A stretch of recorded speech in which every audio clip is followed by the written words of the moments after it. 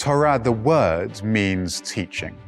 The way teaching is often given in Judaism is through books. The Torah has a lot of valuable lessons and a lot of interesting things to say, even to people who are not Jewish. That's totally correct, because the reason that the Torah was given in the desert for everyone to see was that everybody has a piece of the Torah. People sometimes call it the 5 books of Moses because he's one of the main characters and also he was involved in writing them down. So Torah can mean the 5 books, or it can mean all those books and conversations that have grown up around the 5 books with people trying to figure out how to live responsibly and kindly. We read the 5 books of Torah on a scroll written in Hebrew. So the Torah is really 5 books in one. Genesis, Exodus, Leviticus, Numbers, and Deuteronomy, or actually the Jewish terms for those books, are Bereshit, Shemot, Vayikra, Bamidbar, and Devarim. So at the beginning of the Torah, we have the story of creation, the story of Adam and Eve, the story of Noah, and then we have the story of Abraham, who had a child, Isaac, and the first book of the Torah tells us about their travels and their missions. Second book is called Shemot, Exodus, and that's about the Jews who were stuck in Egypt, and then they were freed from slavery with lots of miracles, and then moved off on to their journey to the Promised Land, which is Israel. Moses leads the people to Mount Sinai, and Moses runs up the mountain, has some conversations with God, and then carries some of God's laws down the mountain on 2 tablets of stone. The third book is kind of a bit of an interruption. It's called Vayikra, and it's about the priests and the offerings, and it's lots and lots of rules. Nowadays in Judaism, we don't sacrifice animals, but we do give up our time in order to think about how to behave well in the world. And then the fourth book is Bamidbar. It's all about the wandering in the desert for 40 years. Really, that's about them stopping being slaves and learning to actually be a people. They tend to complain a lot. They argue with Moses, they argue with God, but eventually they're getting towards a new land.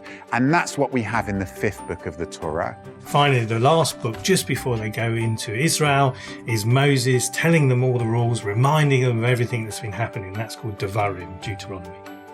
Moses dies just before the people enter the land of Israel. So in a way, the 5 books of Torah end with Moses being buried. The Torah scroll is treated with great respect. So it has clothes like a queen or a king. It has wonderful silver crowns, and it has this special robe. Now, we undress it on Saturday morning during our service, and also some synagogues have services on Monday and Thursday morning as well, when you would also undress the scroll in order to read from it. Hagba means lifting up, and it's a moment when someone lifts up the scroll so the whole community can see the section which is going to be read. You would show all directions so that everyone can see it.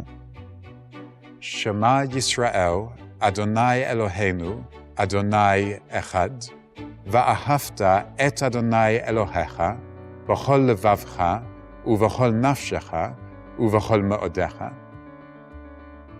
We read the Torah from right to left, and we read it using something called a yad, which means hand in Hebrew. And as you can see, there's a little hand carved at the end of this, and we use it to point at the letters as we read them.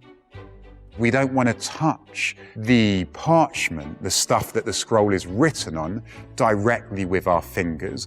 And that's one of the reasons we also dress the scroll, so that when we're not using it, it's well respected. It's in its special ark, which is where the scroll lives, where the scroll is kept.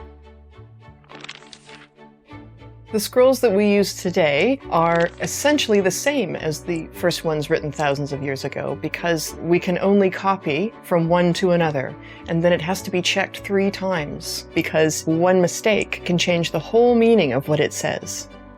It's important for it to be written by hand. A computer can print out a book that you can read, and you can still learn it that way, but you can't use it in public ritual because it hasn't been imbued with the holiness that a person with a soul can give to it. So originally, all the Torahs were written with one of these. This is a reed quill. Nowadays, most people use a feather. This is a swan's quill, but this quill is from a vulture, a bird we can't eat, so I can't use it to write. The parchment sheets, they're joined together with animal sinew and gold-plated needle. But the book is never finished. You can roll up the scroll, but really the scroll continues in all those conversations we have about what does this mean and how does it affect my life.